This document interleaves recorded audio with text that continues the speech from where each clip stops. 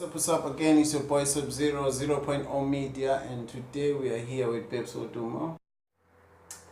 Hello, Sub-Zero. Hey. Well, she's here to tell us more about the whole thing that's been circling around social media about her and the boyfriend Mampintsha with You get the sound effect? Oh, okay, it's too much. Okay, that's what they're doing to each other. So anyway, we're just gonna get into it. Tell us, you and Mampintsha, what's going on? As if it's angithandi ukukhuluma lento because manje this thing is becoming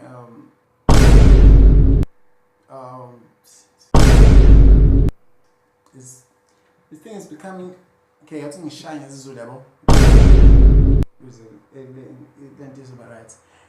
Abantu bathanda ukukhuluma, so nami angifuni ukushiza into eziningi ngoba ngiyazi ningibhalela emaphepheni nithi uBabes usethe ngoSparkpark and anginjalo.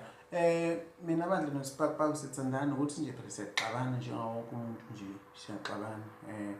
So uthole ukuthi mhlambe nje ukuthi mina ngumuntu ongawazi ukukhuluma shimo ngoba ukukhuluma ngomculo nangomdanso yabona, so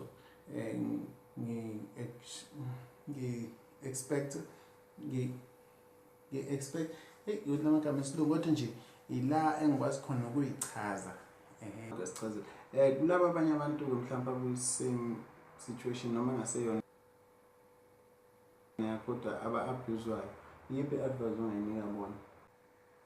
Mina yona lento yoku-abuzwa abantu besifazane shame ayikho right. So mina engingakusho ukuthi iyodwa nje into ekumele yenze simple.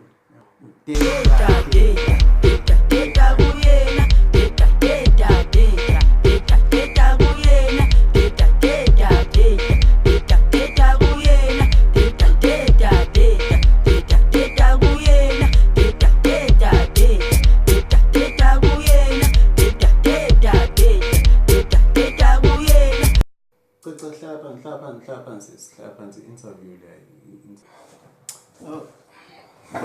Cha, ngoba ngishilo ngathi mina ngikwazi ukuyi-expressa ngokudansa. So yeah.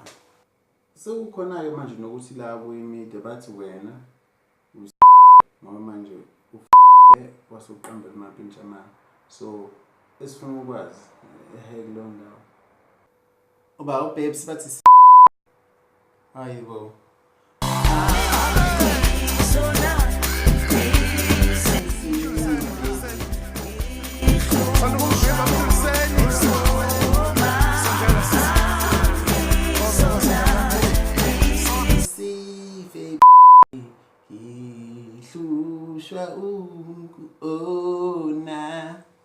Last time na police stand say USB. And this time khona ngoba nikhiphayo mhlambe singathi stand lesi no ngoba nakho uqala sa police stand se USB, so sabantu sicela nalesi stand lesi akusona istand shema yakho khona ngoba nje ngizoyikhipha but bengenzeli ukuthi mhlambe kube yona edayisayo ila.